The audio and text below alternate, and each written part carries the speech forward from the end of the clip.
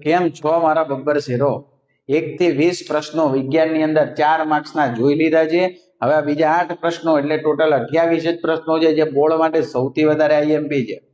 તો આ ત્રીજી વિડીયો છે. પહેલી 2 વિડીયો ના જોઈ હોય તો જરાક આગળ જઈને એ જોઈ લેજો. આગળ વાત કરું તો 21મો પ્રશ્ન જોઈએ આપણે. તો કાચના પ્રિઝમની મદદથી પ્રકાશનું વિભાજન સમજાવો. ત્યારબાદ 22માં ચુંબકીય ક્ષેત્ર એટલે શું? ગજિયા ચુંબકની આસપાસ ચુંબકીય ક્ષેત્ર રેખાઓ દોરો અને ચુંબકીય ક્ષેત્ર રેખાઓ ગુણધર્મોની સૂચિ બનાવો. ત્યારબાદ હોકઈ યંત્રની મદદથી ચુંબકીય ક્ષેત્ર રેખાઓ મેળવવાની પ્રવૃત્તિ લખો. દેન ઘરેલું વિદ્યુત પરિપથમાં તેનો ડાયાગ્રામ દોરી અને તેને સમજાવો. ત્યાર પછી 25મો પ્રશ્ન છે, સોલેનોઇડ એટલે શું અને સોલેનોઇડમાંથી વહેતા વિદ્યુત પ્રવાહને કારણે ઉદ્ભવતા ચુંબકીય ક્ષેત્રની સમજૂતી આપો. ત્યારબાદ 26મો પ્રશ્ન છે, નિવસન તંત્રના ઘટકો સમજાવો.